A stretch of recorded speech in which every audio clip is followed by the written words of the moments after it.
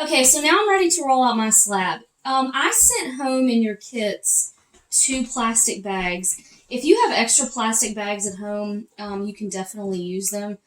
It might be a good idea, if you can at all possible, to put something on your surface that you're going to be rolling your slab onto. Because your clay has water in it, it has moisture in it, and when you're flattening it, it will really love to stick to the table that you're working on or whatever hard surface you're working on. And this is going to make it really easy to peel up. So I had a plastic grocery bag, and I just taped down the corners. You could use newspaper, you could use a couple sheets of blank notebook paper, just tape them down, just to give yourself a surface to work on. It'll help you be less frustrated if your slab has a pretty good amount of water in it and sticks. Because then if it sticks and you can't get it up, you just have to scrape it up and restart, and nobody likes that. Okay, so what you're going to do, I finished wedging, and make sure you shape it into kind of a rectangle, like a brick, okay? You're going to be rolling this out with your piece of PVC or your wooden dowel or whatever is in your kit. It's going to be one of those two things, all right? When you go to do this, this is really thick, all right? And if you don't press it down some, if you don't flatten it some, it's just going to be a really huge thing to have to roll out. So flatten it a little bit. And you do not add water for this part, because you should have plenty of water in it. Okay, and now we're going to roll it out. So here's the trick to this. Okay, if you were in the classroom with me, we would have a slab roller and it would do all this for us and it would be lovely. But we don't. So when you start rolling this, you're going to press really hard in the center and then work out and backward. A lot of times, the mistake I see here is people don't think about the center. They start rolling this way and they're like, oh yeah, that's getting, look how thin that's getting, that's great. And what you don't realize is the center is very thick. So always start in the center. And it depends on how tall your table is you're working on. Mine is actually pretty tall for me. I wish it were a little shorter for this, but I didn't think about it when I started filming, and here we are. So you do have to press down quite a bit. That's why I was saying that. Now, once you have it, you've rolled it a few times this way, it's a good idea to pick it up and turn it. Now, this is, for what we're doing, this is too much clay for me. Where's the plastic knife? So I'm going to trim some of this away. You have a plastic knife in your kit. Anything will really work for this. It doesn't have to be your knife, but why not? Because you have it, okay? And you can set this to the side.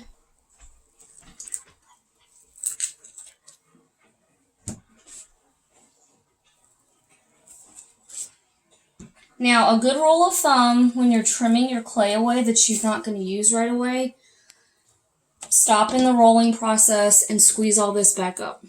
Because if you don't, any thin little pieces of clay you leave laying around, they will start to harden pretty quickly. And then in order to use them, that's another process we haven't talked about yet. So you can put this back into a ball. If you have your bag of clay handy, you can go ahead and stick it in there, okay? I'm not going to show you how to put clay in a bag because that's pretty self-explanatory, okay? And now I'm going to keep rolling. So this is, you can see it starting. This is kind of good and a little bit thinner, but it's a little thicker here. So I'm just going to keep rolling.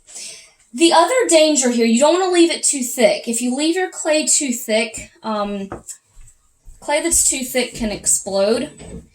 If you make it too thin, it will just want to crumble up on you and it'll dry out too fast on you. So you've got to find a happy medium. It's got to be just right.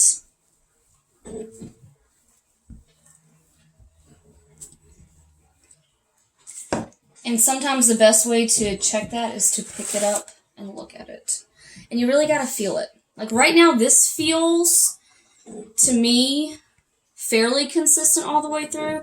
This end is a little wider. So I'm just going to turn it again.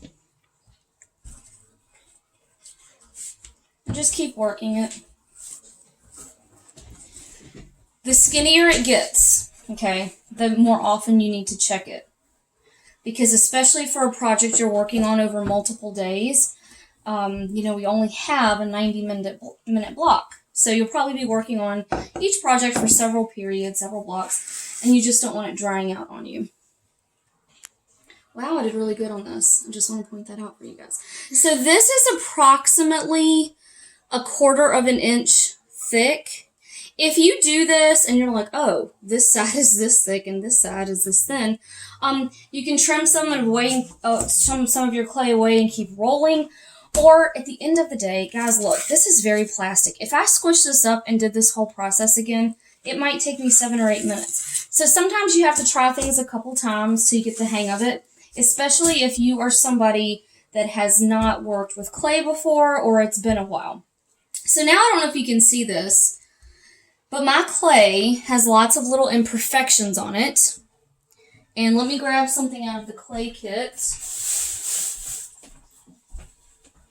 You can use one of two things to perfect this surface. These little cracks and things right now, it's not a big deal, it's not the end of the world, but as your clay loses moisture, any little crack that's there now will just be like, oh my gosh, all I want to do is fall apart, and nobody wants that to happen.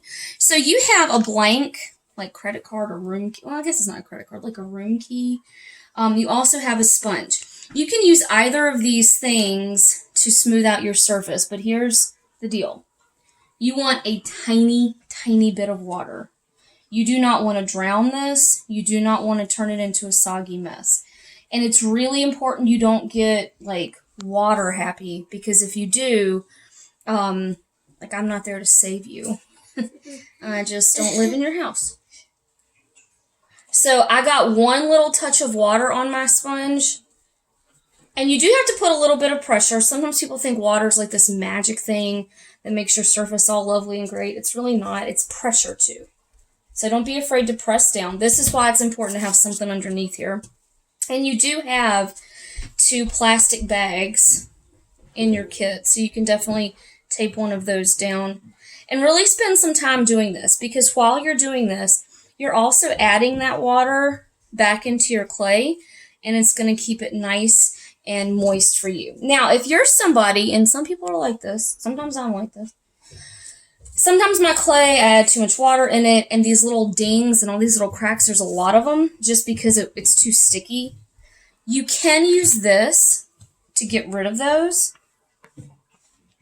This is really nice on your edges too. Just keep in mind, if you use your little blank room key, like for a hotel room, I'm not pressing very hard,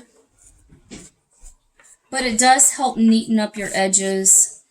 I call anything like this a crumbly edge, and a crumbly edge is never a good edge, because it's just an area of weakness in your slab that you don't want to deal with it. Why deal with it if you don't have to, right?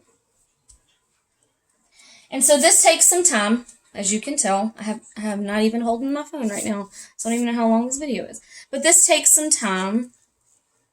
And during this whole process, for this size piece of clay, it might have little hands, but just for this size piece of clay, I have only gotten water on my sponge twice. A little goes a long, long way. Okay, and now we're ready to use this slab for our project.